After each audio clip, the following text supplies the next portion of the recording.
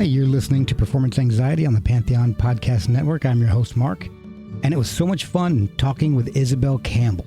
We hit on so many topics, some you'd expect, like starting with Belle Sebastian, working with Mark Lanegan, the effect COVID had on her projects, and what she's working on now.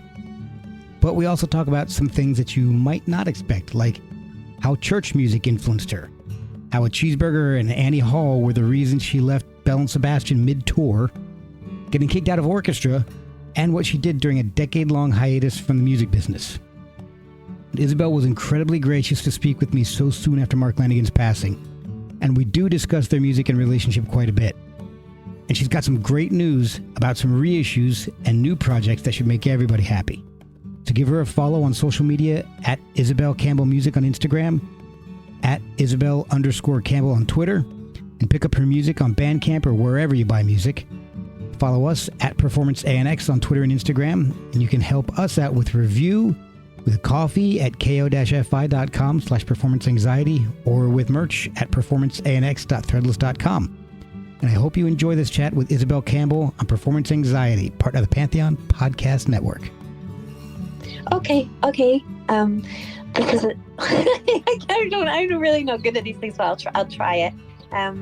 This is Isobel Campbell, and you're listening to Performance Anxiety. I feel like my mouth is a bit dry. It was like, if do you think that was okay, then I'm good. Yay! You did it. That sounded like I'm a toddler. Yay! I did it. You did. Congratulations. Oh my goodness! First of all, I want to thank you for doing the podcast. This is wonderful. I'm so thrilled about this. Oh no! Thank you. Sorry it took me so long. No. It's been a crazy year already, but it's been a crazy 2 years. Oh yeah. And before we get too deep into things, I do want to thank Rob Marshall, humanist, for connecting us. He's one of my favorite people on the whole planet. So me too. Like, I adore him. I adore him so much. And actually, I was just texting him before we spoke. I was like, I'm talking to your friend. So, yeah. I was just actually messaging with him yesterday. I need to see that human. I need to see that humanist, because he's so like, yeah, him and I just like really, really connect, and he's such a good soul for me, and I think it goes both ways. So last I saw him, because I actually lease an apartment like down where he lives, and last I saw him, like, he was helping me on the train with like my cello and everything. Oh wow. Yeah, like I was like a pack mule, and he was just like laughing at me, because like he has a coffee shop on the station for the train to London. Oh, okay. And so he like made me a coffee before I went. I was like, I could get used to that. So why can't everyone be him? That's what I'm like. But yeah, because that's so, I didn't know that he was, because he had another like friend pass too. So yeah. But him and I have been really like supporting each other. So it's been it's like, it's a cheesy saying, like, I think it's from The Sound of Music or something, like when God closes a door somewhere, he opens a window. But it's kind of like, that's life. Yeah, exactly. And I did want to offer my condolences for the loss of Mark Lanigan. I know you guys were so close and did so much work together. But on a happier note, I think I also wanted to wish you a belated happy birthday. Oh, thank you. Yeah, I got really blue, actually. Like, I saw my mom. That was amazing, because it was just the day after that Rob helped me on the train.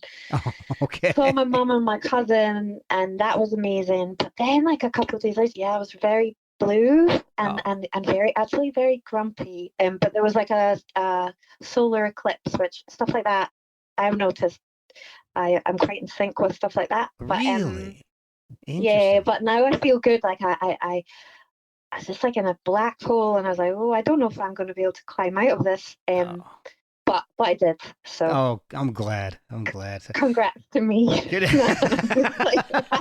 I know I'm the toddler. So yay for Yay. you. All right. Yeah. Well, what Yeah. I like to find out a lot. Well, I'm going to rephrase it. The way I like to start the show is to find out about your history, how you got into music, and how it hit you in the first place. What sent you on the path that you're at to get you where you are now.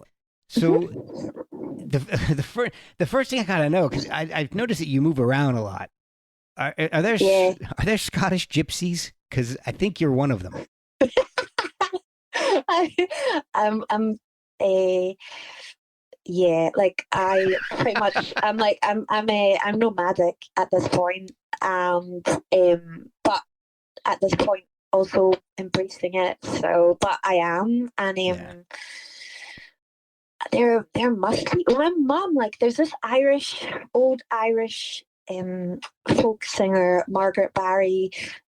I think she was definitely like gypsy, like traveling like lineage and everything. Yeah. And like I had one of her CDs, and she actually looks like my mum. Oh wow. Like my one of my other musician friends was like, "That looks like your mum," and I was like, "Yeah, it does." So, but my mum kind of looks like she looks kind of like.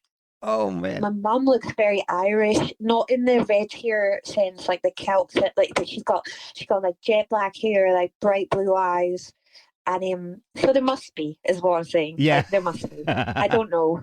I've never done any of those. Like, my friend in Louisiana was telling me about like so many people are doing all these DNA tests and Yeah. stuff, but I've never done it. Yeah. I just did maybe one. I'll do it. So what are you? I am, well, for anybody who's seen me, this might be a surprise. I'm 53% Irish. I look 100% Irish. I look like a leprechaun. I mean, all right. Have you ever seen the? Are you very small? Yeah, I'm 5'6". So yes, I'm short.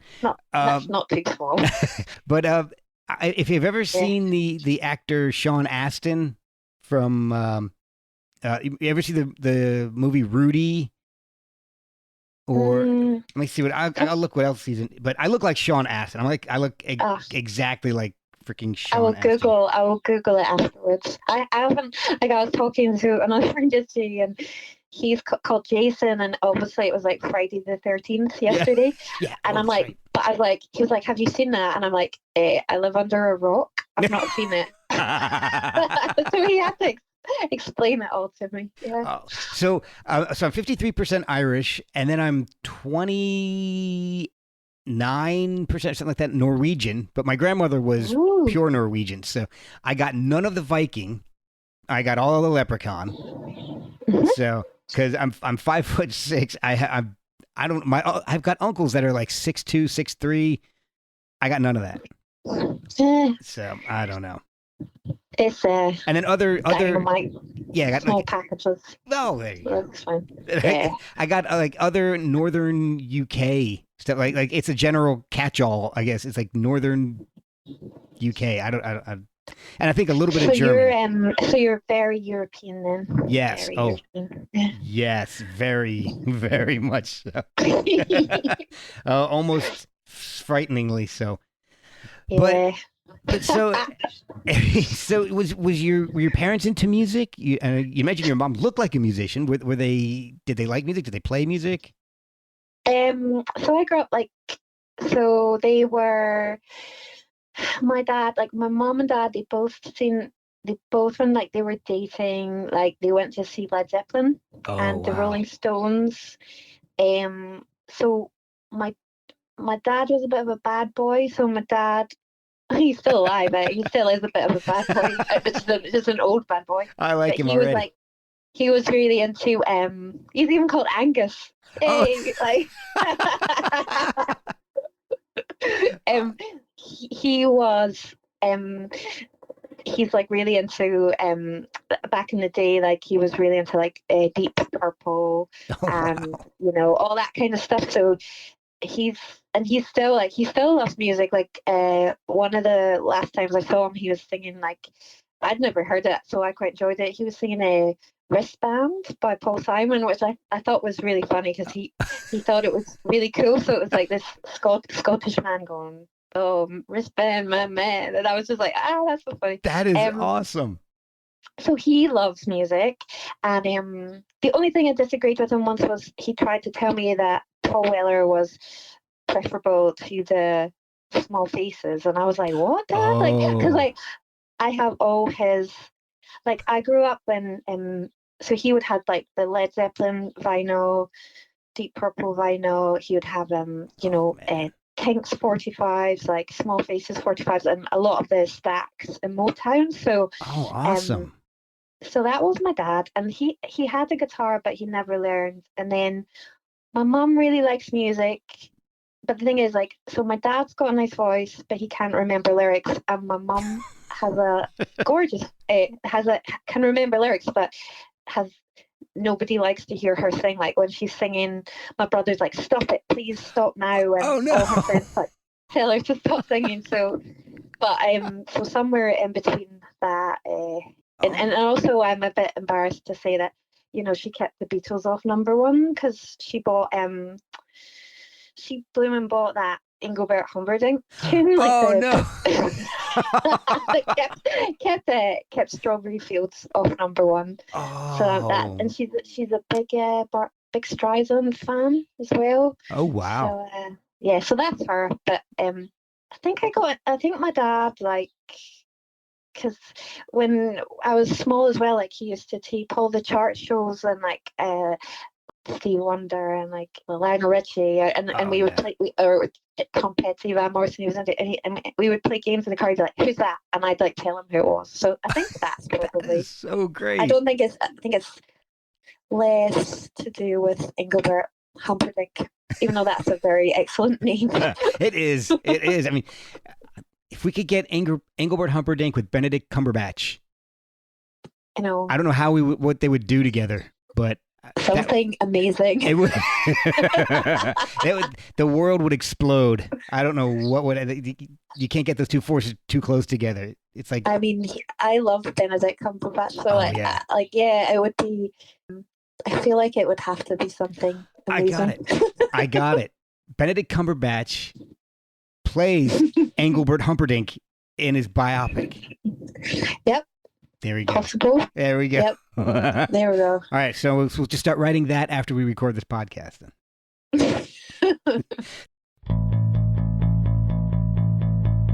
We'll be right back after a word from our sponsors. This podcast is sponsored by BetterHelp.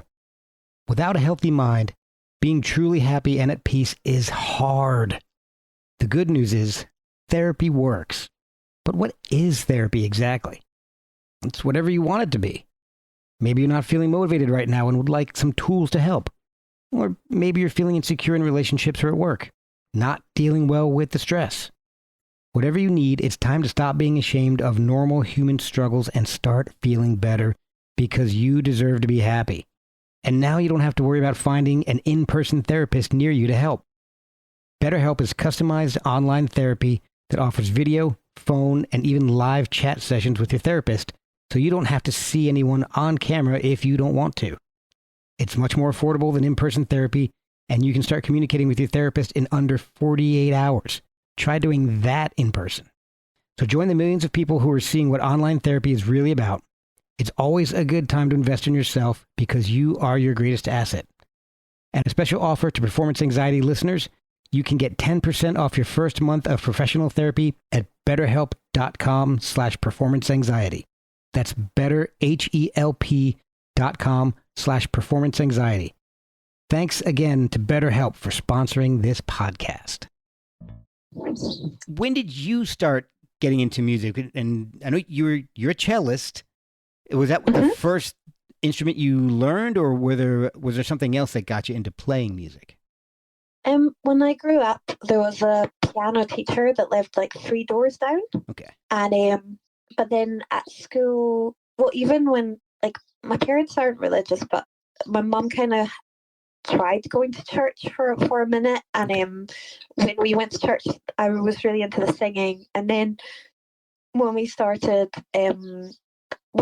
having like music singing classes at school and everything, I felt I my whole body knew how excited I was. I was just like vibrating very Oh, wow. like I love this. Yeah. And so I knew that I loved it, and then at school, like when we would have music lessons, I remember just thinking, this makes me so happy and I love this so much. Like I want to this is just so much better than everything else. So I felt like I that gave me a bit of drive or something. And I think I went back and said to Mum, can I have piano lessons? And then so I started that, and then a few years later, I think I was 11 or something, and the cello teacher came into the class at school, and she played the Swan from Carnival of Animals, and I remember getting really excited again, and I Oh, went wow. home and I was like, can I learn cello? And like at that time, it was cool at school because they just had like old beat up cellos in a cupboard, and Wow. you could just like go and get one, take it home. It was Oh, my free, gosh. and the cello lessons were free as well. So yeah, Wow. it's good. Oh, that's awesome.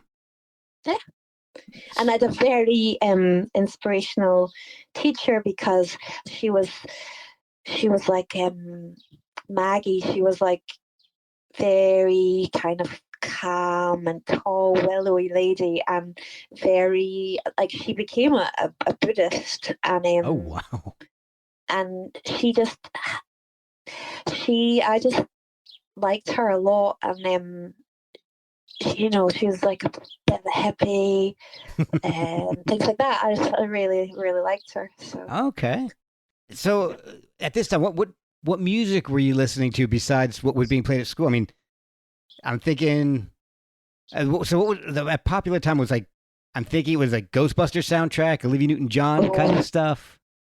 yeah, that was very good. It's funny because my brother, like he's got 3 year old and a 6 year old now, and he puts on Ghostbusters in his house, and they Yeah, all start like they still love it. I mean, it's a who great wouldn't love it? song. Ray Parker Jr. Like, who wouldn't love it? Like, you Exactly. can't not love No, it's a it. very bouncy, happy song Yeah. for busting So ghosts. yeah. So yes, I was very into that, and I'm not trying. I remember when I was small. I don't think he went across the Atlantic, but there was like this like 1980s kind of Elvis guy called Shakin' Stevens, and he was actually really popular in the UK, and he basically was pretty much just like Elvis, but he had so I really like that. Okay. Um, like I think he was like a heartthrob for all the little girls, and I would like Ah, that.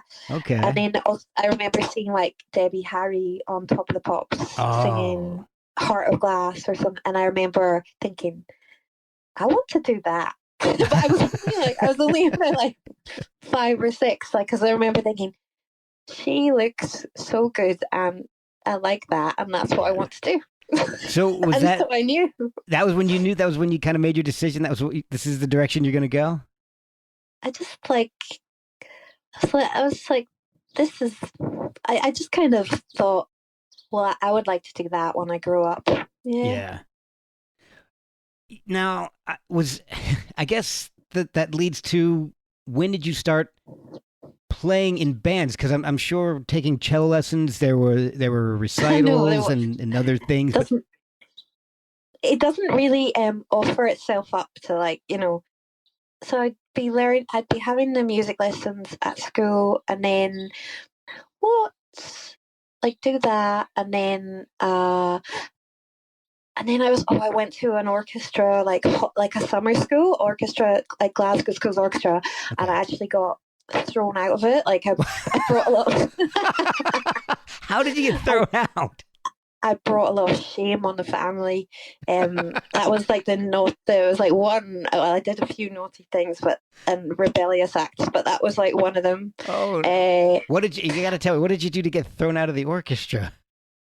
Well, I was like, when I would go to these things, like I get I still actually get overwhelmed quite easily, and I got there, and all the kids, they were all really, really good at their violins and cellos and everything, and I was like, oh, I'm not very good, and I was like, and I thought, how do I fit in here? And so my solution was get in with all the naughty kids. So I hung out with all the rebels, and I'd never I'd never really drunk any booze in my life, and but I was I was trying to keep in with these kids, and like I don't know why, I don't know what I was obviously, I don't know, it's some sort of idea about something. Anyway, I think we had a lunch break or something, and they walked miles and miles and miles to get a bottle of vodka. They brought it back. So that night, and I'm like, yeah, of course I've drunk vodka, of course. So, like I totally hadn't. So I was like 14, downs an entire bottle of vodka. Oh my! Started to I'd never really drunk before, like, because I think the other girl was like pretending, but I was like, oh no, like, in for a penny, in for a pound, like, I'm gonna do this. And VMAS or whatever, like Taco Bell says or whatever. I was like, yeah. And then the last thing I remember was like trying to strip and making I was only 14, making a beeline for a pond. Oh my God. Because suddenly I thought it was a really good idea to get in that pond. And then I think I passed out, and I can't remember anything else. So it was in an old castle. It was in an old castle towers, and I'm told that all the kids carried me around the grounds of the castle, trying to hide me from the teachers. Oh my God! That was it. But then eventually, I was found by the teachers. But I didn't know any of this. Like, all I knew was the next day, I woke up and I could hear somebody sobbing in the next bed, and that was my other rebel friend, because everyone had been discovered, and I woke up from like the best sleep of my life. I was like, oh, mellow, and probably still drunk. And I'm ready to go. Yeah, and she was like, we're going home. So they stuck us on the ferry, and so that was my wow. And like at that point, my mother was like, "You're grounded for the rest of your life." Yeah, so that was it. And you're like, I found my calling. Rock and roll. Like rock and roll, even though like my music is like the most gentle music, Oh, that was like at 14. By the age of 19, you're part of Belle Sebastian. Yeah. How did you meet the Stewarts, and how did you get started playing in Belle Sebastian? So that was when I was 14. Then because I was grounded for the rest of my life, right. Like the headmaster of the school actually had to say to my mum, do you think maybe like you can go easy on her now? Like, they were like, I think you can maybe like let her out now. And I was like, thank you, Mr. Pepper. Like, thank you so much. Like, I was just like, because like my life was over. Like, she was like, I'm watching you. You're in the room for the rest of your life. Anyway, so because of that, though, I couldn't hang out with the naughty kids anymore, because my mum was like onto me. So I threw myself into cello, and I just got it coincided. I just got like really into the Kinks, cool. Really into the Beatles, and I just threw myself. I think it was escape, actually. Like, I think it was just like a sort of thing to get. I remember like seeing the Graduate at that age and everything, and I just got really into it. And then when I was like, I think when I was 17, I think like, obviously, cello, classical piano, you don't really think like, oh yeah, rock or indie music, or it's not really. I'm gonna start a band. But then actually, in the back of my head, because I was like, oh, Eleanor Rigby. And I was like, oh, like the left bank, like Baroque pop. I was like, I think I can do it somehow. But then, so I had a French friend. He was quite a lot older. He was over studying in Glasgow, and him and I had like a little. He loved the pastels. You guys say the pastels, but he you say tomato. Right, yeah. Anyway, pastels. He loved them, and so did I. And he just play music and work on songs. That was Eric and I. And then I'd been at this other cello school, and I'd met this boy, and he was like, I've written this song. And I was like, oh yeah. I was like, what is it? And he was like, God Save the Queen, it's a fascist regime. And I was like, really? You wrote that song? I was like, that's amazing. Like, totally believed him. And so he was in a band with his brother called Life with Nixon, and I thought they were the best thing since sliced bread. I was like, they're amazing. They're going to be superstars. I was just like, this is amazing. And I just had all these like friends in bands, and I sort of wanted to do it, but I didn't know like how I could do it. So so I was just like really into the 60s music. Like I'd go to Glasgow School of Art and like dance the whole night away, like because the music was so good. Like it was a club called Divine, and it was this DJ like Andrew Divine. He's still doing stuff. He's amazing. Wow. And he's like such a music aficionado, and like he's influenced so many of us in Glasgow. Like I adore him. And that is awesome. Yeah, he's amazing. And so then I think there was all these kind of like scenesters in Glasgow, and I had lots of great friends and everything. And one New Year, I think the New Year 1995, we went to a party, and I was also drunk. Like I'm so boring now. Like I'm like oh, the demon drink. Like I'm a teetotal kind of boring person anyway. But I was very drunk at this party, and that's when I met. And I was actually like, okay, I was like, yeah, you can stand up. And I was trying to like clutch onto pieces of furniture. But that's when I met. Like I was 19. Oh no, 18. And Stuart Murdoch was at that party, and I was in the queue for the toilet actually, and so was he. And then he's like, you're Isobel. He was like, does anyone ever call you Belle? And I was like, yeah, my mum has always called me Belle. And so that was New Year 1995. And then when I was studying music at university, and when I went back to university after those holidays, he had written a letter and sent a tape and everything, and that was the beginning of that. Oh wow, so, okay. And he would come up to, because I was at there was a music course at Strathclyde Uni, and so we had practice rooms there, and I would sneak him into the practice rooms, and we would play music. And at first, like when he first came up, like because I had a little demo tape that I'd made as well, and a couple of those songs were okay, but like when he came in, like his song, he was so much further along than me, because he was like, I think I was like 18, he was like, I don't know, 25 or something. Okay. And he was like further along, and it's all the songs. They were all the songs that went on to Tiger Milk, which is some of my favorite songs.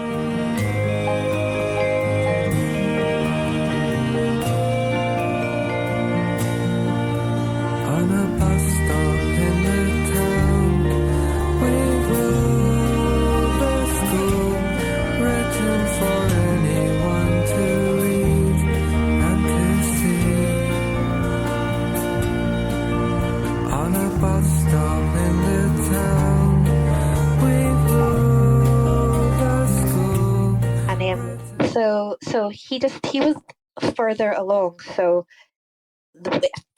we just kind of settled into his, and I was extremely quite nervous and like quite shy about playing mine, so we just started his, and then that's how the band started. So you are technically, I guess, the Belle in Belle and Sebastian then. Yeah, maybe. Sort of. Like I think it was. I think we sort of saw it as like synchronistic or like kind of thing because he had written the story about Belle and Sebastian and then he met me. So I think we felt it was like a bit of a like it was. I'd say like yes and no, but it was like a sort of sign in a way. Like we thought it was meant something. So at this There's point, sort of synergy in it all. Yeah, exact. That's right.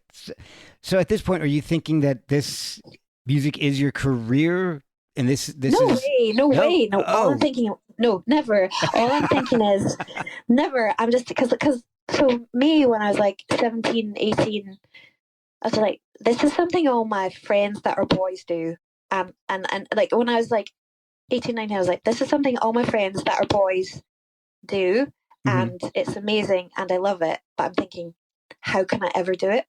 But then I also like I had a boyfriend and like that got me into like Nancy and Lee and also then I started listening to like Francois Hardy and Astrid Gilberto, and I think at that point when I heard those female singers, I thought, well, as much as like Aretha is like my queen and everyone's queen and like one of the like I'm like I was like well, I was thinking, but when I heard this sort of softer voices, I thought to myself, I think I could do this, So and that's when and also meeting Stuart, like he sort of encouraged me to sing as well, and so all just fell together really. Well, yeah, because if you sang like Aretha, it wouldn't have worked with Belle and Sebastian. No, they'd be like, but who cares if I sang like Aretha?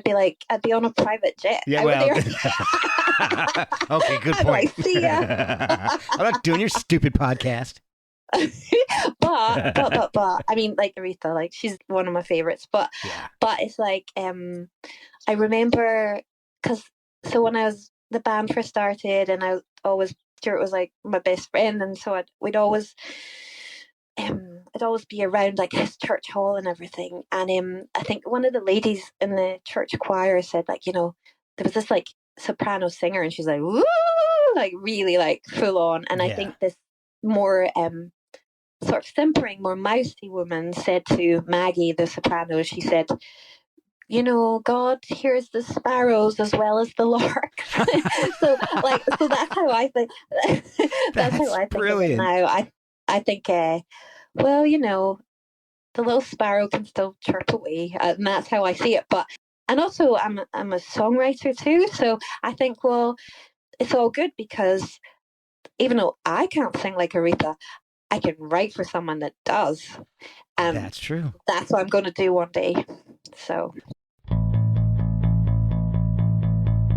We'll be right back after a word from our sponsors. Hey guys, I want to talk to you about socks for a second. Why not? It's a music podcast. But I tried a pair of socks from Boldfoot and loved them. I've only worn them once because my kids have stolen them. So in my household, that's the best endorsement I can give. And I guess it's fitting because the design I chose was Jailbird. The design I chose was Jailbird. I might keep that in. The socks are 100% American made and 5% of all proceeds go to veteran charities. It makes sense, seeing that Boldfoot is a family and veteran-owned company. They have a huge variety of styles. So check out boldfoot.com and buy some of the best socks you've ever slapped on your feet. And help veterans while you're at it. That's boldfoot.com. Was your family supportive of you starting to play in bands outside of school? I think they were suspicious. Because but they were having marital problems, so I could sort of get away with doing what I like a bit. They were kind of preoccupied. I caught on to that I could do. But I remember Mum had been away on a break with ladies like down in London or something, and she came back and my dad said to her, well, she better pass her exams because she's been in the studio all week. and they were highly suspicious. But then, but that was recording Tiger Milk. So I was like, there's no way. I was like, there's no way I'm not going to do that. Right. And so then when the launch party for Tiger Milk happened and everything, my parents came to it. I think my mum was so excited. She looked like she was going to burst. Like she was just like so excited. So that's so awesome. I love hearing that. So then at that point I was like, oh yeah, I can do whatever I want, even more now. Not one to take advantage, but I was reading the signs. But yeah, as kids are able to do. Did you? I guess were you more comfortable touring since you had been playing cello in orchestras and school bands and stuff? Was it a different experience going out and playing tours with Belle Sebastian? And did you go on extensive tours? I mean, was there a big transition? I guess maybe is the better way to ask that. It kind of all like really. It was all quite natural, like how it all like fell together, and then we would start to play locally, and then. But to be honest, like when we first went on, because I think I was like Chris Geddes and I, like we were still at university. So and then like Stevie still had a day job kind of thing. And so when we first, I think when we first started more touring, especially in the States, I was still only like 18, and as much as I really, nothing would have stopped me doing it, but I actually found it quite overwhelming. Like looking back, like I think I would kind of like lash out, and I think some of the band maybe thought I was being a little arsehole, but I think I was quite like, because I'd led quite a sheltered life, so then all of a sudden you're on a sleeper bus with roadies and you go to bed and you're seeing a big hairy bum in your face and stuff like that, and I didn't like that. So that'd be really weird if I had like, oh, this is great. Like, oh yeah, living the dream. It's as glamorous as I thought. But now I'm more adjusted to it, but it took a long time. Yeah. Yeah. Yeah. Your first lead with Belle Sebastian is the song "Is It Wicked Not to Care?" Is it wicked when you smile, even though you feel like crying, even though you could be sick at any time? If there was a sequel, would you love me as an equal? Would you love me till I'm dead?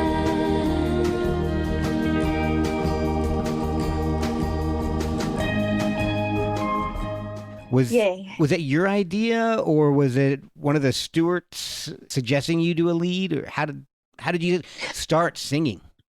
So I would always sing back up on Stewart stuff anyway, which I always loved to do. Like I love singing. It's so nice to sing.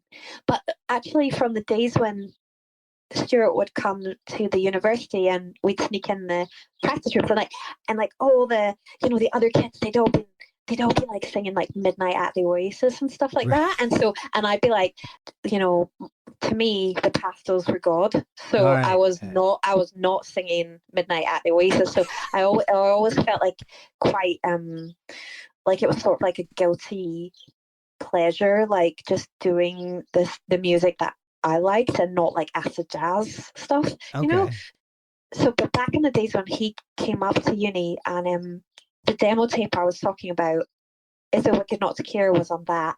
And one of those, and I think it was Stuart Murdoch's idea. He was like, oh, we should record that. And I remember before we recorded that in the church hall, I was so nervous. I remember walking the streets of Highland talking to myself like, don't, you can do this, don't lose it, don't lose the plot, like just do it, you can do it. And because I was just like, I was really scared. So you stayed with Belle Sebastian for several years until 2002. Yes. And if I'm reading this right, you left in the middle of a tour? Yeah, that's not so. I'm not really that professional. But I like that. I think, get a book of rules, throw it away. Hey, well, there you go. But no, I sort of, it just kind of, like, I hung on by my fingernails for quite a long time. And Yeah. because we didn't, like, if I had to do it all again, I would go back in a time machine and I would, first of all, I would enjoy it more. And I would just be his friend, not be his kissy on the side or whatever that was. But I think it was just like, but that's what bands can be. That's bands, isn't it? Yeah, and at some point, everybody reaches a breaking point. You can't predict where that is. Oh no, it was totally unpredictable. We'd I don't know, like he just would push my buttons and it would make me mad, and then sometimes like I would push his buttons and make him mad. I remember I made him so mad once in Dublin that he smashed his Hofner semi-acoustic at the end of the concert. Oh wow! We would get into it like with fighting. But when I left the tour, we'd been in Montreal, and and I think like a lot when we were on tour that time, wherever we were, we would try and play a song from that area or something. Oh, I think we were, when we were in, like if we were in LA, we would play like something from Forever Changes or something like that. So but everywhere we would be, like we would play like, or we play some kind of cover, but we were in Montreal, and I think we played a Leonard Cohen cover. Oh. And then but we came back. It was a funny time in the band because we were touring with a lot of session musicians at the time, and we came off stage, and I remember Stuart giving us, and Stuart David had left by that point. Okay. And I remember Stuart Murdoch giving us a dressing down in front of the session musicians. Oh. And I didn't like that. I was like thinking that, I was like, that's not cool. Like, don't do that to us in front of these outsiders. Right. To me, that's what I thought. Like, so anyway, I was kind of feeling a bit like, I don't like that.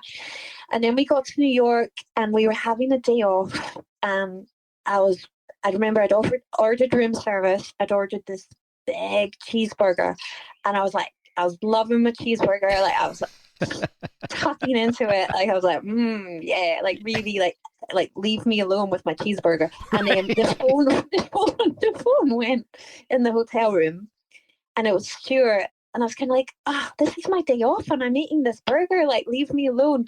And and he wanted, because he was like, I want you to sing in New York. I want you to sing It Had to Be You from Annie Hall. Like, I want you to sing that. And I was thinking, I don't want to sing that. Like, I don't, because I wasn't really feeling it. Like, okay. And anyway, that got my back up. So I didn't. So I put my foot down and I didn't do that. So then I don't know. By the time I got to Toronto, I just thought, adios, I'm out of here. And so that was it. And there's just been a lot of tension and fighting, and so I was just like, I want to go home. And I spoke to the manager at the time, and he was like, well, if you do that, you know what that means. You know what that means. You know what this means. And I was like, yes, I know what it means. Yeah. So, and then aware. So, and then I think Chris and Richard came to say bye to me, and then the bus left with me not on it, and I went to the swimming pool and did somersaults at the swimming pool. And I remember thinking, well, this is scary. I've kind of jumped off a cliff. I don't really know what's going to happen next, but okay, this is it. And and that was it. And I thought I was going to be so poor for the rest of my life, because I got back to Glasgow and I bought 2 massive soup pots, and I thought I was going to have to live on soup for the rest of my life. Remember? So that was it. Wow. Oh my God. It's so strange to hear about you guys fighting. I mean, the Scottish people are very placid people. Well, no, you need to talk to my Jamaican. How do you, is it Ghanese, or how, someone from Ghana? What? Ghanan? Ghana. Yeah, you need to talk to my friend Lloyd, because he says all Scots are feisty. Oh yeah, And that's he what I hear. says we're feisty, and we're all he says we're all fiery, and so he thinks we're all scrappers, basically. So That's the prevailing thought, I would say, here in America. Scottish people are pretty fiery. So yeah, like he sends me all these like joke, like making fun of me things. Like he sends me all this stuff about Scottish people, and I'm like, oh, okay. I was like, fair enough. I'll be honest with you. I think it's awesome because I love the Scottish accent, and one of my favorite things is that Pink Floyd song. Several species of small furry animals gathered together in a cave and grooving with a pict, because of the Scottish guy yelling throughout half of the song. That is literally one of my favorite Pink Floyd songs because of the Scottish guy screaming throughout. Now you're making me think of the Alex Harvey band, and I don't even know why. I think I'm just thinking of that son of, I don't know, maybe it's because I said my dad's called Angus, and then now I'm thinking like what's the son of a bitch song? It's just like I think it's maybe because it's that might, in my head, that maybe that's feisty. I don't know. Well, after you left and you bought your soup pots. Oh no, my soup kitchen. You started kind of a solo career with kind of a solo career, yes. With the Gentle Waves to start off with. So we didn't immediately jump in as Isobel Campbell. You started off as the Gentle Waves, and you actually were still working with some of the musicians from Belle Sebastian in that. No, I think there was like a crossover. So the first two Gentle Waves records came out. In fact, the only two Gentle Waves records came out when I was still in BNS, and Stuart helped. Stuart, I think mostly the first one, Stuart's on it, and he helped me with it. The clock may not mean much to rabbits and owls, depending on darkness and light. To fly in the night or to hide in a hole, we can do both fairly well. But what is this ticking that saves us from sleep, from light and from warm peace of mind? It's tin and it's cold and it's brutal in use. It's empty. Okay, that makes sense. But then it was kind of like, even though it wasn't as accomplished or popular as the Daddy band, I was kind of like, I just really wanted to do it. And I remember sort of thinking, it's like playing for two, basketball teams or something. Like, you can't play for two. You maybe have to, as much as you might try to, but to be honest, so my dad left my family in February 2002, and I left Belle Sebastian in June 2002, and I feel like it was just, I think everything was just getting a bit much. So I left the band in June 2002, and by August I was in therapy. So wow. I think I was just figuring it out, I was only young. Yeah. So I enjoyed the Gentle Waves. I think my favorite is Partners in Crime, though. It's got this great spaghetti western feel to it. I love that song. Happened in the summer, not so very long ago. It was so warm and humid, Elsie would go down to the old wood and pray for the wind to come. She had a friend who swore you could evoke the angels simply by prayer. She said, there are angels for every desire, but you must believe. You have to believe. So by the time the sun was buried along with the stale air, a plan had formed very clearly in her mind. Yeah. I had a friend, I don't know if you know, he used to play, do you know that band Current 93? Yeah. So there's my friend, I've not been in touch with him for years, but my friend Joe, and he had a project called Backworld, Okay. and he used to play with Lydia Lunch and stuff. Oh, wow. But he came over from the States, in New York actually. He came over from the States, and I recorded a little bit with him. But he always used to call me the dark heart of Belle Sebastian. That's what he used to call me, which I quite like that, because it seems as though other people with compared to Mark Lanigan, I seem like the sugar plum fairy. So That's true. But compared to Mark Lanigan, a lot of people do too. Yeah, you probably do actually. Anyone would. Most people would. So yeah. But it's not good to compare. But I'm just saying, it's good. Yeah. So if we brought him up, how did you start working with Mark Lanigan? Because he does appear on your first true solo album, Amarino, on Why Does My Head Hurt So? Always the same playground, swinging around and around. Always the same faces, never enough or down. Baby, tell me, how did I drift so far? Yeah, how did you guys meet? He wrote those lyrics. Apart from the line, the only line I had was "Why does my head hurt so?" But he wrote the rest. Wow. So what happened was, I left the band, checked myself into therapy. That's like, oh my god, that's like sounds a bit cliched or something. But anyway, that's what happened. And so I was thinking, oh well, is this it? Is it going? I think my whole life, my family have been desperate for me to be like a teacher or something, because that's like a nice job for a girl. Right. But so that was June 2002, and this is when I was working on like Amarino, and it was almost finished, and I would always like save up money, go in the studio, and then I would stop until I had enough money again to like record. So okay. So I worked on that and everything. That came out in 2003. I tried a manager, like he's like some Deacon Blue manager. Nothing really happened. Like nothing moved much. And Okay. I remember being in like a record label meeting and with this manager, and they told me I looked like a lesbian, which is kind of like, what's wrong with that anyway? And also, what are you talking about? Right. That's so weird.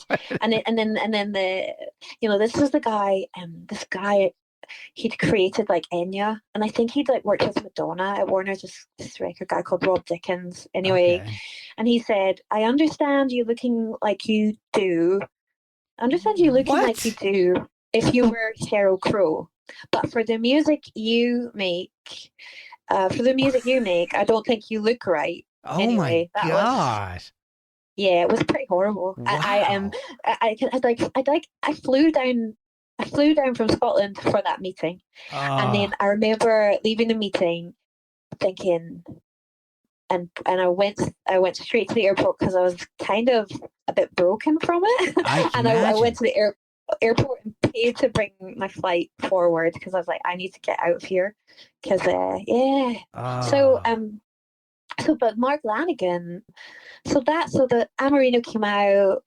Oh my god! And yeah, that manager, it was like somebody he knew, like, so he was kind of like, he got me a deal in the States, and then he was kind of like, the record came out with this like homespun kind of label, and like I remember one of the big German magazines, it got like album of the month, and we went to Germany to do it, and the guy the label guy went with me, and he wanted me to stay in like a youth hostel with like no toilet in the room and stuff. It was all just really strange. Anyway, that happened.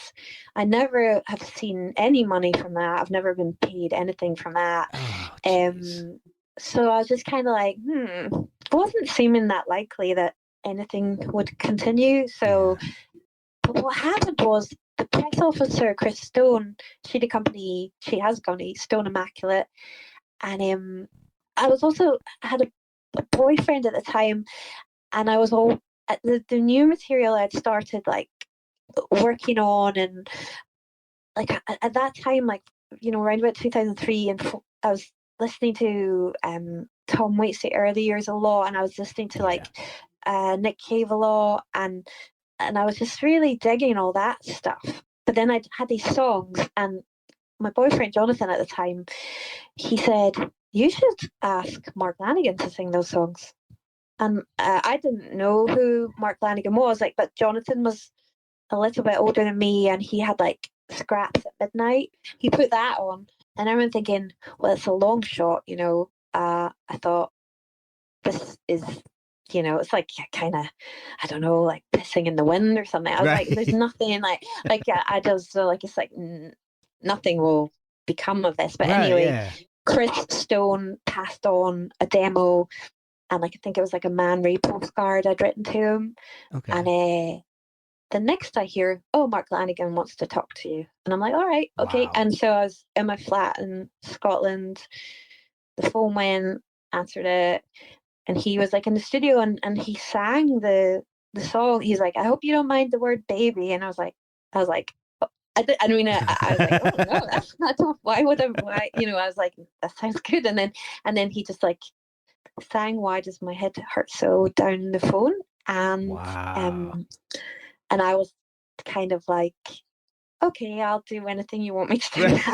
Because it was just like so like I think it's like it's kind of like so disarming, like and quite romantic, really. Like it appealed to the romantic in me, and yeah, that was us. And then so he was on that EP, and then he was touring a lot. I think very shortly after that, he was playing with the Queens, and I went to that, and I went with my friend.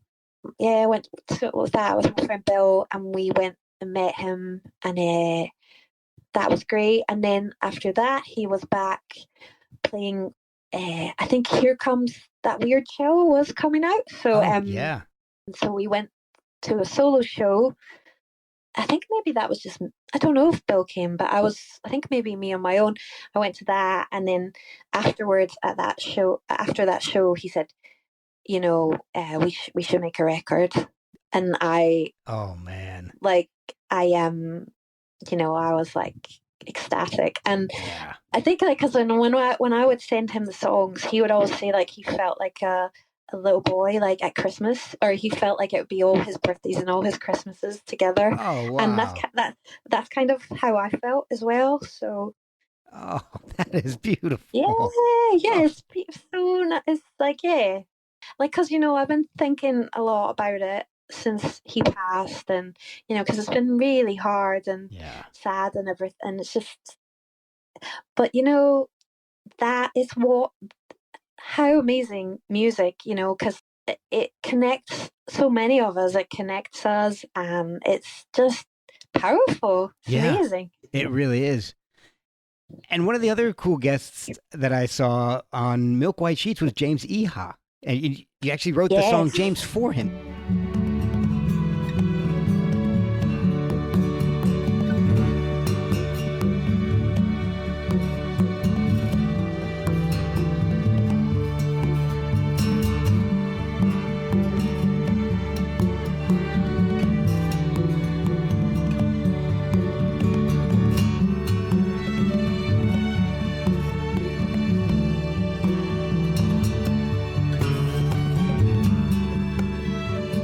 I didn't even actually realize that until recently that he was on the album. Yeah, he was on Hawk as well, actually, because I think he played guitar. Like sometimes I would send him stuff. Yeah, he was a fan of he liked the Gentle Waves records, and he makes sense.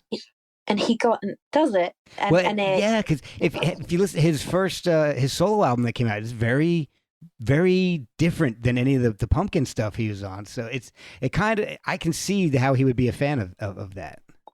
Yeah, so he actually I can't remember, I think it was maybe before Amarino or whilst I was making Amarino. Anyway, he flew to Glasgow and we went out for dinner a few times, and that was we got on we got on great, and Oh, that's awesome. so I'm not in touch with him. Kind of lost touch, but I mean, music is funny that way. You Yeah. fall in and out with people, but it would be. Yeah, he would just like those records, and I mean, I think I took him on a night out. I took him to see my friend's band, Starlets, Oh, cool. and I think they were supporting, like, I don't know if that's the same night. My memory's a bit like they might have been supporting Yola Tango, and then we Oh, ended up nice. in someone's flat, like drunk. I don't know on Sucky Hill Street in Glasgow. So yeah. That's so what did you do that? I just took James Eha from Smashing Pumpkins to a concert, and then we just, But went over to I'm my buddy's house to drink. like I said, like I've not seen Friday the 13th. It is kind of like I live under a rock, and I did not really know the Pumpkins records. I still don't Wow. really. So all I knew was when I met him, I was like, I like him. He's a nice guy, Yeah. and he's amazing at what he does. And Yeah. because then I think as well he would come to town with Perfect Circle. Yes, that's right. I remember I had to like phone a hotel once, and he like had a fake name. Like I think they would all give each other like give fake names. Oh my gosh, I would love to know what the heck their names were. That kind of stuff just makes me laugh. These ridiculous. Yeah, it was something like it was a funny fake name, but I can't remember what it was. But yeah. So you and Mark Lanigan ended up starting actually a trio of albums together, and Ballad of the Broken Seas is amazing.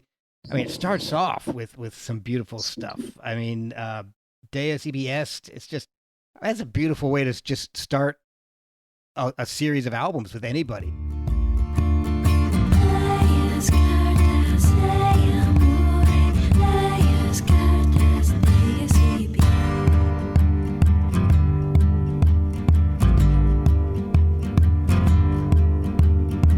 Desires and worldly gains designed for worldly men. I'm a master of the heart with ears and hands to lend. Soldiers come and soldiers go, some changed by love for thee. A circle in the chain of life, all fighting to be free. I love the way your voices work against each other. You've got this sweet, soft vocal, and he's got this dark smokiness, and they're just so different, but they work so beautifully together. Yeah. Yeah, it's like a gift, really. Like two people that should never have met each other. Yeah. It's really really grateful for that. Yeah, like it was honestly when I was making that record, like because I'd had that experience with that small label that put out Amorino, I was like, oh, screw all that. I was like, I'm gonna make a record just for myself. Like I'm gonna do it. I'm gonna just not have a label involved, have nobody peeking over my shoulder. So I just like funded it all myself. Wow. And I got some money from my friend Bill Wells, the composer. Like he helped me with a form, and I got some money from the Scottish Art, like a small amount of money from the Scottish Arts Council, and that helped me hire the string players and stuff like that. And I just made it like it was like a pet project, and I just made it chunk by chunk, like little by little. Okay. And it was so like just my whole just passion, really. Like just it was really wonderful, and like I've always wanted to write for many different voices, so to write for that voice, and just really just wonderful. Were the songs, and I guess for any of the albums, but I guess we can start off with Ballad of the Broken Seas. Were they all written specifically for you and Mark, or were any of them older songs that you adapted to include Mark and his unique voice? They were all written for him and or us, because he was on like Why Did My Head Hurt So, but I sort of realized like I was writing that way anyway, because like I've always like loved Leonard Cohen as well and things like that. So Okay. I was always writing that way, but but I feel like in that kind of voice, but I needed to find a voice to translate that, and which I found in him. And Right. it like, so when he was like, let's make a record, I was like, woo! And I just like went home and I just went to town. Like I just, just in my flat on my own all night. The floodgates opened. Yeah, just going for it, and just like thinking, oh, I hope this works, and also thinking, I can't wait to hear him on this. Yeah. Well, those three albums, and so there's Battle of the Broken Seas, there's Sunday at Devil Dirt, and Hawk. They are so unique. I mean, I can't think of anything that has come out around that time or since that sounds like that. And it's part of the combination of the vocals, but even musically, it's not what you're hearing a lot on the radio. It was a lot of like your big influence, like 60s music. It was great. Like two of my favorites are Come Undone and Come On Over.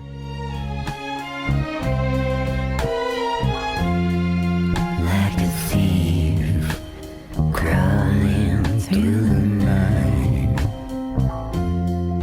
like a drunk brawling in a fight. How should I know what is right from wrong? Come on over, turn me on.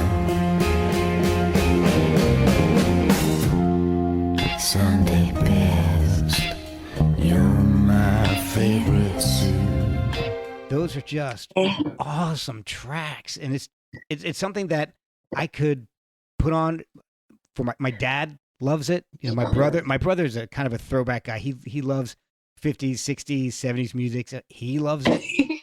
So it's just great stuff that I could put on for anybody, and they would fall in love with it.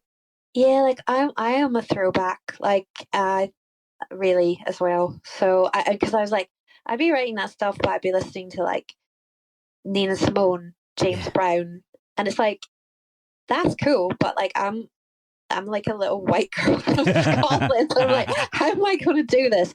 But it's like it's in me, and I'm like, how can I?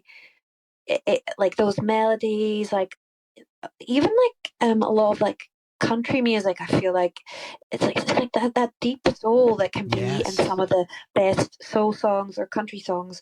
That is my favorite music in the world. So to have like more of a heavier voice, like a voice that could carry that kind of stuff, like a sort of heavy hitter like him, and I could like tuck myself behind it in like a little sneaky way, but like it was like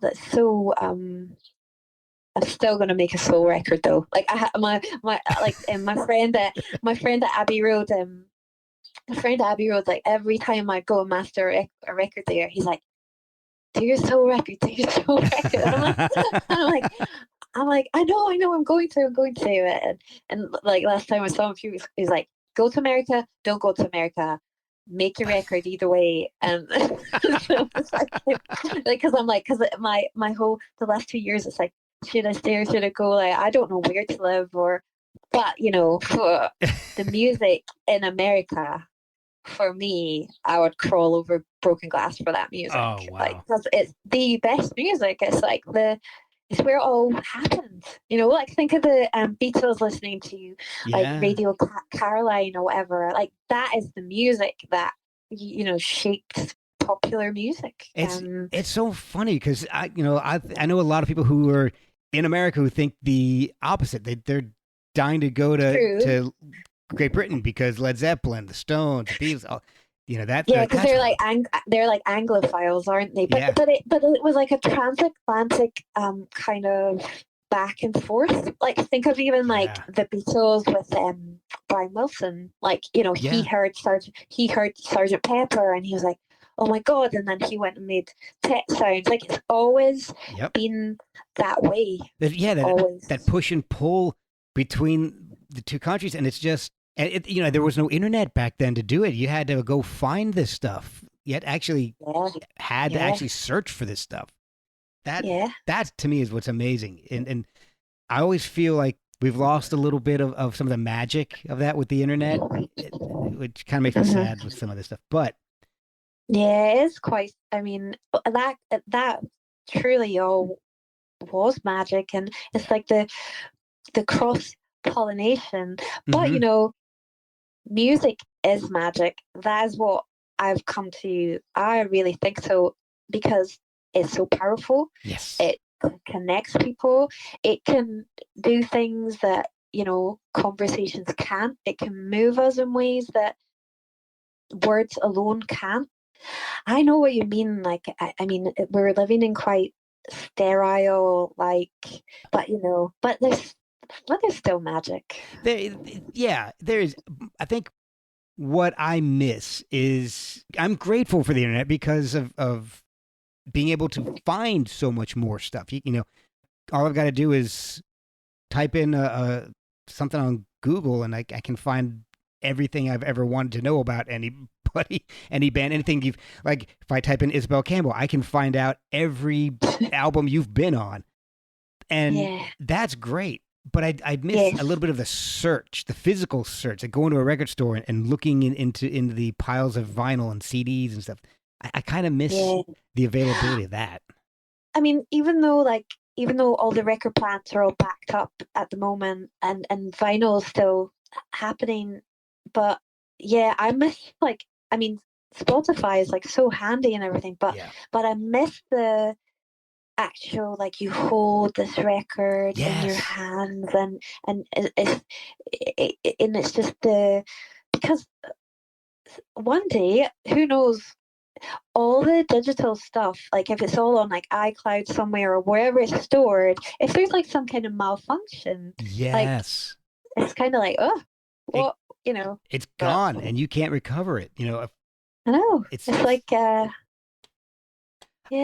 tell that's the way it went, and this is where we're at. And I'll tell you the one thing I do miss more than any of that. I think, if I have to think about it, I miss radio the way it used to be, because we're about the same age. You're a couple years younger than me, so I had a cab driver yesterday try and tell me that I was born in 1969. I was like, no. I was like he was born in 1969. I was like, no way, I wasn't born in the 60s.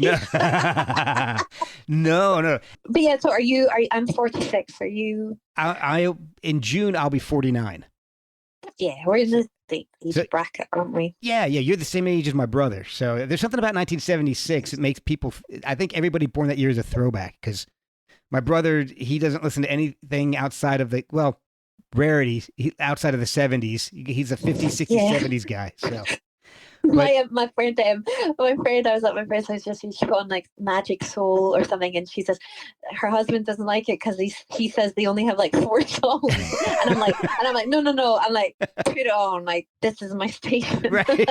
Well, that's the thing. That's kind of what I was hoping to get across. Is that, and the radio, the way it used to be, is like, at least over here, you could turn on a radio station and you might hear something in the something in the top 40, and then you hear something, from 20 years beforehand.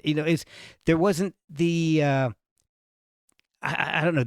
I think the music is a lot more segregated now with satellite radio. You want to hear something, grungy from the 90s. There's a whole station just plays that. And then if you want to hear something different, then you have to go search for it. Whereas, back in the 70s, 80s, 90s, you could turn on a radio station and, you didn't know what you were going to hear. It was just, they would play oldies and new stuff. So I kind of miss that. And then, like, maybe back then, do you think like the radio stations had like more power because they could make or break artists? Oh, absolutely. I think so. And I think specific DJs, even to drill it down even more so, certain DJs had a lot of power. If they liked you, they'd stick you in the rotation, and then Yeah, like even back like in the 80s, like like John Peel helped a lot of careers, or like but even I think Kenny Everett, this like British comedian, I don't know if you know who he is, but I think he broke Queen, because I think he oh wow, played Queen on his radio station. Yeah. yeah, and but I think the part of the problem is I don't think a whole lot of people listen to actual radio anymore, and so you do listen to Spotify playlists and things. So you're getting algorithms making suggestions. You're not getting an actual person promoting anything. So I don't know. I miss the human aspect of what the radio used to be instead of Yeah, I miss the human aspect of everything. Yeah. Like I always say, I was like on WhatsApp to a friend or whatever, I'm just like, good to see a human, good to see a human, and I'm like always trying to I'd always rather like be with like in person with humans.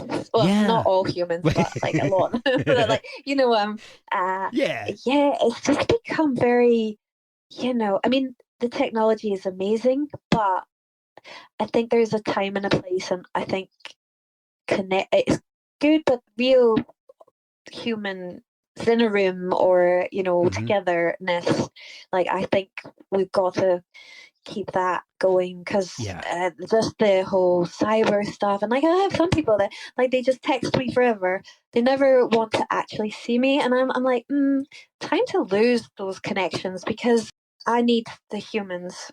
And So I guess the music is like, like it's all, we have that going on at so many levels at the moment. yeah. And the past 2 years of everybody having to isolate themselves, and it didn't help matters at all. No, and because there is power, power in numbers, power to people power, Yeah. and we've got to hang on to that. Yeah, exactly. No matter what. And It's- then no use like being all scared, hiding in our houses. It's just, yeah. I'm like no to that. So I agree with you 100%. So you and Mark did the Hawk album in 2010, and Mhm. then there was nothing until I 2020. What was going on? What happened? Oh God, I got married. It's like a country western song, but anyway, yeah. So what happened? I got fried. I mean, we did the tour, like, yeah, like we did the tour. I think the last shows Mark and I played were in Australia in 2011. Okay. And I remember being at the airport in Sydney. We were both on the same flight back to LA, and he's like, well, it's been great knowing you, kid. And I just, Jeez. and because like I think we just both, I don't know, because he was always like, I think with those records, he always said, that he was happy for me to do the heavy lifting. Mhm. But sometimes a hand would have been nice, Yeah. But Yeah. but like, we've all got to be who we are. So like I was being me, he was being him. Yeah. It's cool. So like we just kind of came to that, and then I just moved to LA, and I had a manager, and it was all a bit, I was super fried and stressed. Like it's probably like that could probably be on my tombstone. Super fried and stressed. But I'd had this manager, and then he didn't care too much for her, and she was always bitching to me about him, and I was in the middle. Like I remember being on tour, Oh, wow. and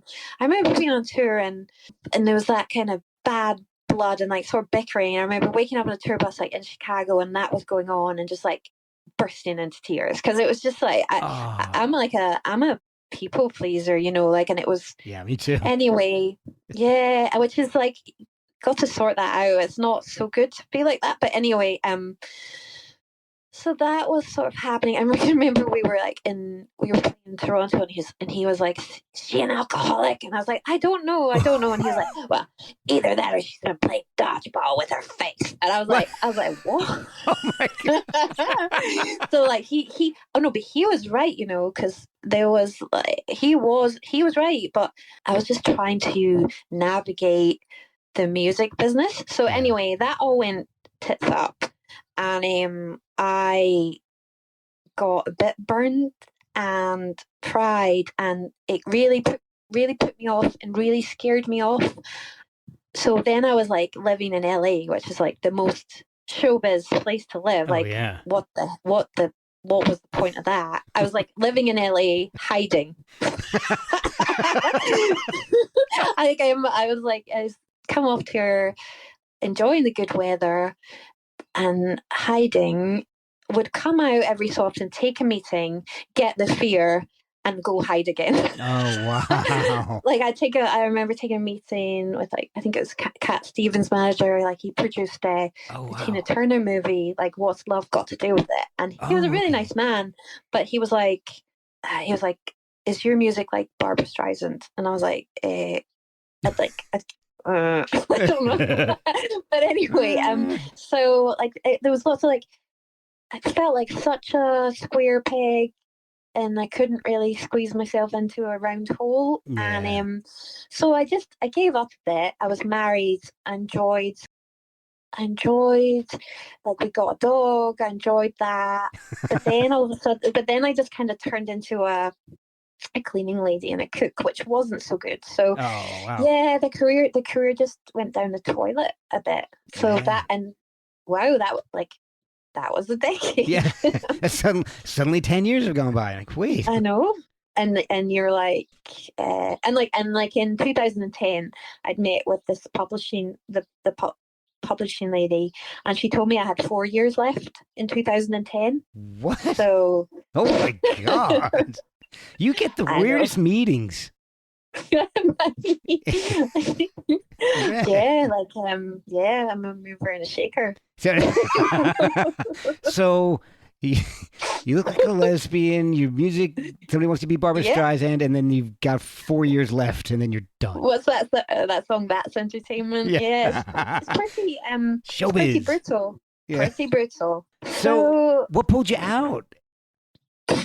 A miracle, because also as well, like I was trying to. So I think I got taken on by a record company in 2014 to make a record, but I was kind of like, the last 3 records had been duo stuff, and I was like I didn't really wasn't sure how to navigate just me, and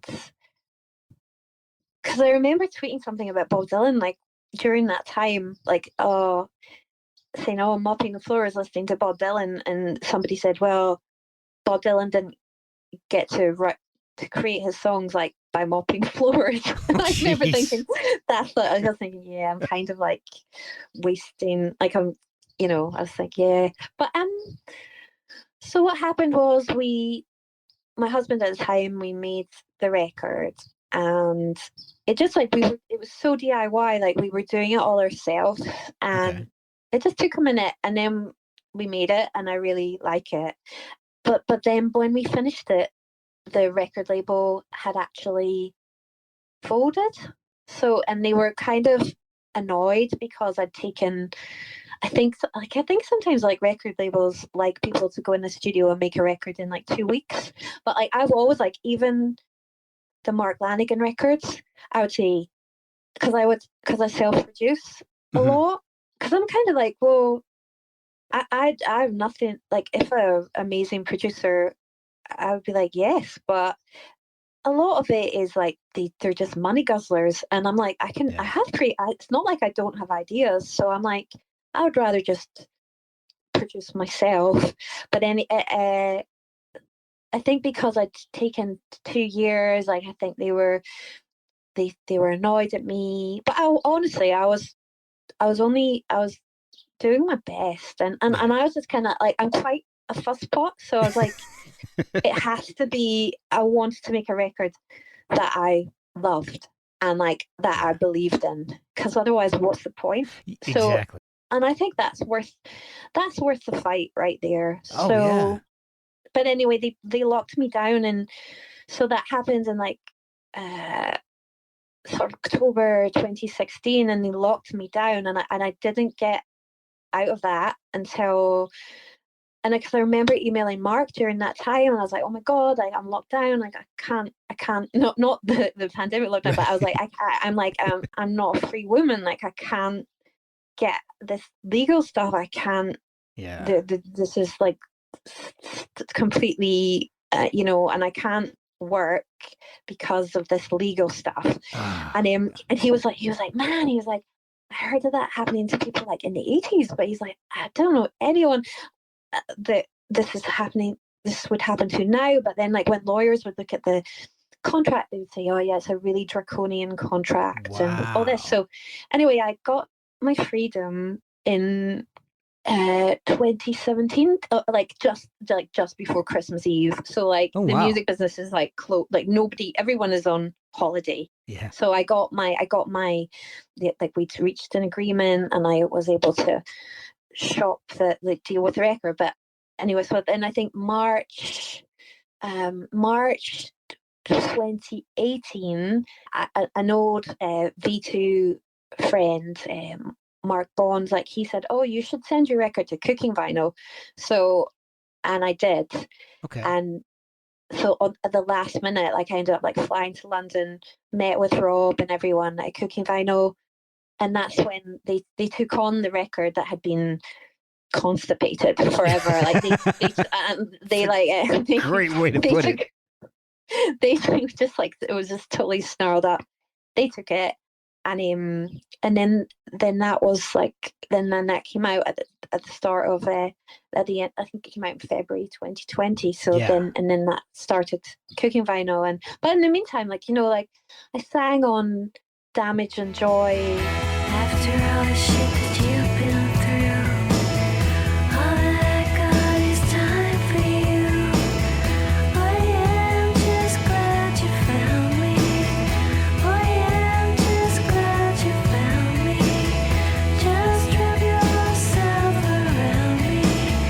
Just wrap yourself around me.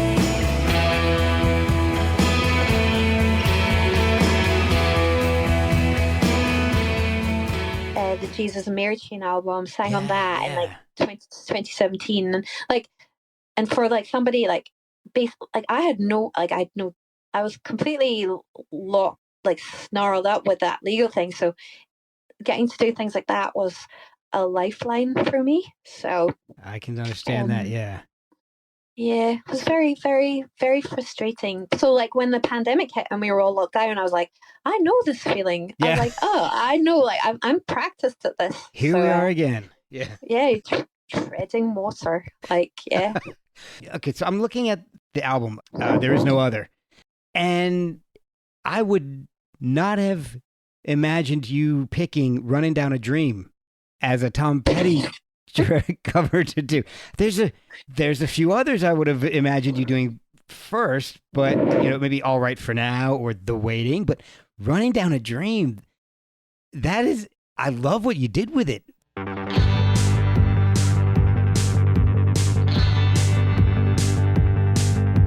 a beautiful day, sun beat down, had the radio on. I was driving, trees flew by, me and Elle was singing, later ran away. I was flying, running down a dream that never would come to me, working on a mystery. That is a very interesting choice. Are you a big Tom Petty fan? Oh, massive. Like, the documentary, like I think I've watched, like, I adore him because he's like, and but by the way, we recorded that in like 2015 or something. Oh my like, gosh. So like it existed before his passing and stuff. And no way I thought he would pass either. Like, so Yeah, no kidding. so soon. But I think with the cover songs, because I love covers, but I don't really choose them. They choose me. Okay. And so for example, when Mark and I did like Rambling Man, like probably someone be like, well, they would. That's probably incongruous as well. Like for Yeah. me, for an artist like me to pick that. But like I just was like, around my house, like dusting or whatever, and I was just like shimmying about, like listening to Hank Williams, and I was like, "Ooh, I could hear him do that." And I had my little singy bit, and so I was like, "Got to try that." And so with Running Down a Dream, it was for me. It spoke to me because of the lyrics, because it was kind of describing. It spoke to me because a beautiful day, the sun beat down, had the radio on, was like, running down dream that never would come to me. Working on a mystery, Yeah. that's what, following the mystery, like going wherever that leads, Yeah. running down a dream, for me, that's been my life. Like, Okay. just, follow, like trying to stay in the flow and follow signs, follow the magic, Yeah. follow a dream, and like so I there's no way like a wee a wee Scottish girl like sudden like living in LA, and like it was that's all been quite dreamlike. So yeah, and also I'd like had I really like the Silver Apples, like oscillations and stuff like that, and I was listening to that, and I was like, oh, imagine if I sort of like got a kind of synth, put it through, and it maybe tried a more hypnotic, like almost psychedelic approach to that song. Yeah. That's what I was thinking. Well, that's one of the things that I really enjoy about your covers is that you kind of strip things down to its essence and then slightly augment it to make it sound like yours. If I Yeah. if I had never, well, if I put an original next to a cover of yours, they most of the time they don't sound anything alike. And I love that when an artist will do that with a cover and make it their own. And you did that with Run Down a Dream. You did it with Something, Never My Love. I mean, awesome takes on these classic songs. You have to, and I mean, in some ways it's like an abomination, because like in some ways it's like, what the hell? Yeah. How dare you? Like I understand that, but then I just think, well, if you fancy doing something, just do it. Like, I mean, do you really? Yeah, there's all these like judges out there and like critics and like, Right. armchair like politicians, or like just people just saying, oh, but nah, just like tune out the noise, like tune it out, and do what you feel like. So, but I think with covers, if you don't, if you were to follow it very religiously, then it's karaoke. So what's the point? exactly.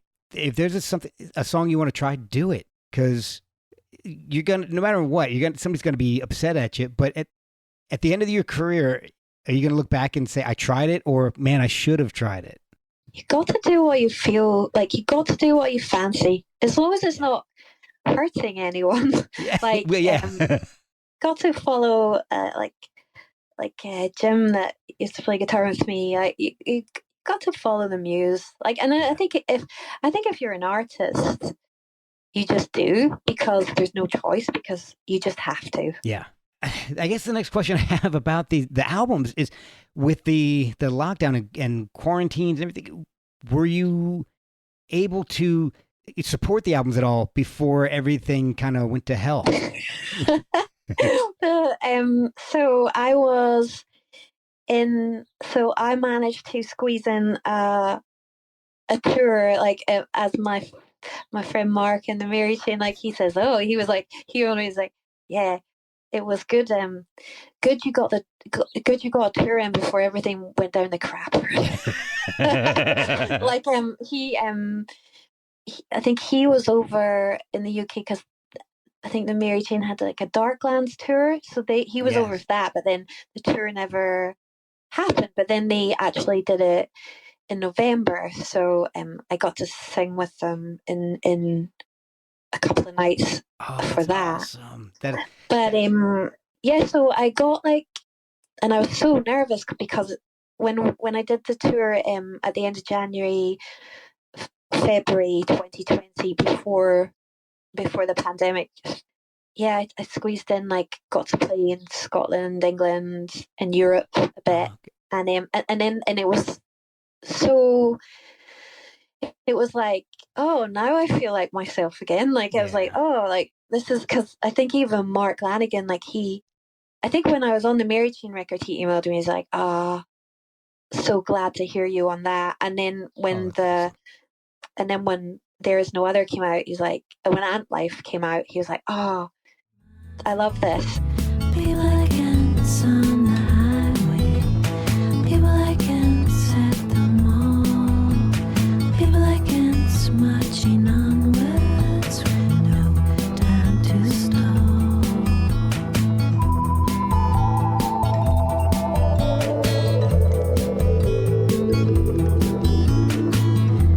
And in the blinking of an eye, we're here and gone, but we won't die. So I was back in the groove, and I was really, I was like, oh, how insane not to do that for, like, Yeah. 9 years. That's insane. Yeah. Or like 9 or 10 years. Like, I was like, no wonder I felt so shitty. Like, I was like, Yeah. because I was just like going against myself, like really going against myself. And so they're like, oh, you want to, like, there was some jazz festival in Montenegro, and there was all this stuff. But then obviously it just like all went away because of the pandemic. So now the plan is so I think I have like 5 shows on the West Coast in June. So Oh man. yeah, So you gotta so get out to the East Coast. I know. That way I can I can hope see a show. so. Can you? I am the agent. He's based in this lovely agent, and it's space agency, and he's like based in LA.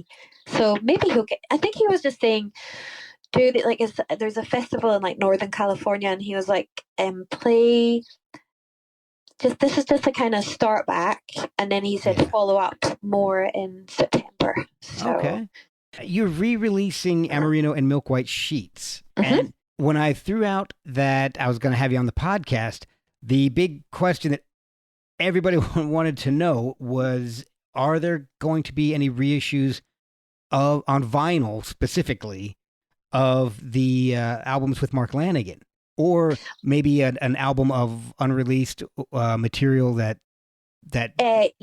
yes to all of that. Yes to all of that. Like, actually, right before the first lockdown in like March 2020, yeah, like, Cooking Vinyl we're sorting all that at the moment, and last year, like, some of it could have been out already, but because of my like gypsy ways, like, I think they were like, can you approve the artwork? And I'm like, and then I forget, and then I go to approve it, and the link has expired, and like that was pretty much like all of last year. Oh.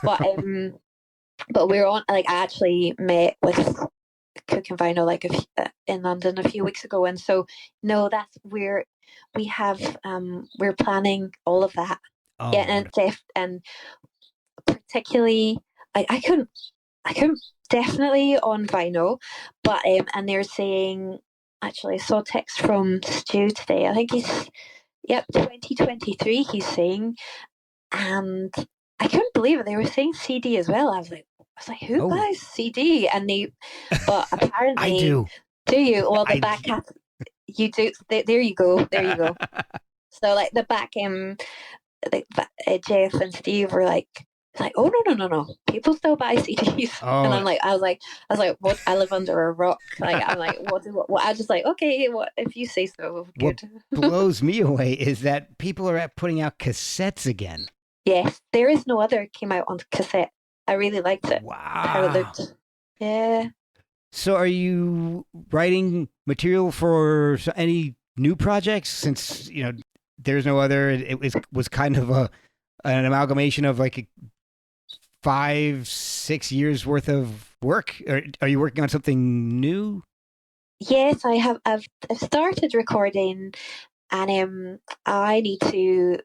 After these 5 shows, I need to like hunker down and like finish another record. But I'm going out, like, I think I'm going to Louisiana because my friend sings. So when I do these 5 shows, I'm hoping to play some of the, like, I'll be playing some of my solo stuff, but some of the trilogy stuff as Oh, well. wow. So Jay's gonna he's gonna help me out and sing some of that. So I'll go to Louisiana in like a week or two and rehearse Okay. that, and then Awesome. we'll all go to the, which I love Louisiana anyway. Oh So but yeah. we'll head to the West Coast. That is such good news. I know everybody that asked me that to a person. Everybody, when I said, "Hey, let me know if you have any questions for Isabel," it was, "Are the 3 albums with Mark coming out on vinyl?" Because I can't afford to buy the ones that are out right now. Apparently, they're very collectible. Yes, that's what the Andrew Devine that was the Glasgow School of Art DJ, but also he has designed all my artwork. He was telling me that he was saying that they are collectible. So, but Yeah. it's because I'm like, basically I'm unmanageable. Like I was I know I am really, but I am an abomination, but I was getting like, but I don't care. Fuck it. Like, who cares? I mean, who cares? You know what I mean? Like, life is short. Yeah, Life is short. Just exactly. be, just you can't not, you can't be anything other. So if I'm an abomination, so what? But yeah. So what was it? Yeah, it's just because of like no, like I've never really never had a decent, like had a good manager relationship. I've never managed that, and so things are, so I'm always like I'm always flying by the seat of my pants and kind of disorganized. So it's all just been quite chaotic, but it is like Cooking Vinyl have not lost their patience with me yet. So Good. yeah, so Well, it's coming. I've been looking at one of the sites that I use to research, and the LPs. The cheapest one is Ballad of the Broken Seas is $208, and there's only one for sale. Wow, Hawk is 218, and Devil Dirt is 320 or something like that. So you got that's crazy. you got quite the Crazy. collectible albums going there. So I know. congratulations. I was texting my friends in like January, February, and I was like, "Yep, I'm a back catalog gal now." Yeah. Like just like like laughing tears, like emoji, because I was like, "Oh my, I'm an old git." Uh, but the well, we just that's the way it is. But yeah. So no, that's gonna happen, and I actually think one of the first things to come out might be the "Keep Me in Mind, Sweetheart" vinyl EP. That oh, might come out first of all. Summer was high when you caught my eye, though I was pledged to another. The feeling was strong when you came along. Now Lord only knows how I suffer. Oh, if you change your mind, leave that old love behind. Just keep me in mind, sweetheart. Please keep me in mind, sweetheart. But it's tragic for me because like when we had I was like approving the Hawk vinyl artwork, and no way did I think that I thought Mark would still be here, you know, like yeah. there's not for a minute. So it does feel weird, like, because we were, and like I remember saying to him during the pandemic, like, well, can we play shows? And he was like, he says, if we're allowed to play shows again, I would love to, but so Yeah. it's but you know what? Better to have had, better to have known him than to never have known him. And Yeah. like, I'm just grateful, and I still feel him ever since I feel him with me, and you know, he's beloved by so many people. So it's really it for me, like, because I feel like I survived. I know it's been so nightmarish for so many people, Yeah. so bad. It's just a living nightmare, and I feel like the 2 years, like, I feel like I've been fortunate, but for me it was like a low point, him passing, and that's gotcha. when it's got the, even though things are getting back a bit more, but like for me that was like the hardest. That's what I think. That's why, like, when you were, I just haven't. I've not even really been on emails like that much. So I think when I was like reading out your email, like I was, because I've not actually, I don't probably go on my emails still at the moment, Right. because it was just like when it happened, everything just kind of came crashing down a bit. Yeah. So and then I got COVID, and I couldn't go to I couldn't go to the memorial. Oh So no. yeah, I was gutted. Oh, I'm so But sorry. you know, you can always say, like, I'll be, you know, I think somebody said, you know, that when you have records with someone, or when you've shared that, then you always have that. And Yeah. you know, but yeah. Well, everybody that I've had on the podcast that has been associated with him they've been some of my favorite podcasts. This one that we're doing right now, Mark came on twice, and they're just amazing shows. I'm blessed to have known him for the very short amount of time that I did, but through his music, he's introduced me to so many other wonderful people. So I'll always be grateful for that.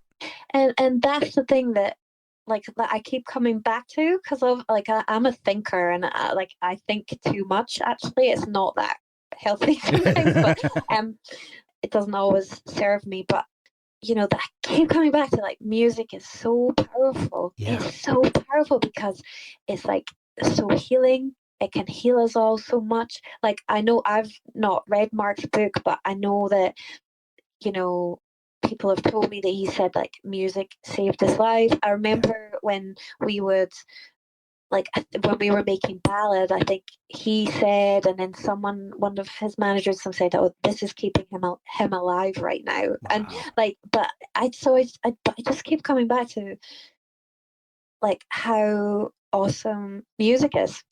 It is magical. It really is. And I know that I've kept you for quite a long time. Where can That's okay. I do appreciate all of this. This has been so much fun.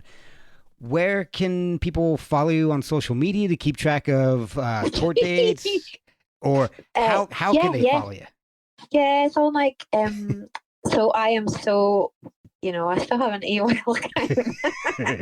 But like, Facebook, Twitter, and what's that, Instagram? Yeah, Yeah. but I'm unmanageable, I'm telling you. So, but it's popping on there, and stuff like that. So yeah, hopefully, like, just, you know, by the seat of my pants, by a wing and a prayer, it will come together. It's worked so far.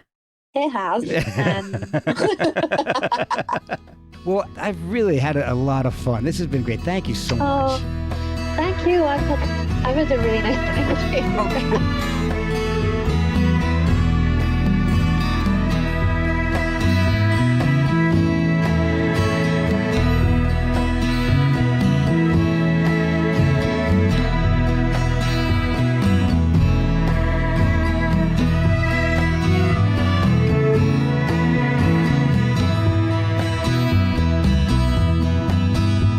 The national bird of India, don't apologize to exist.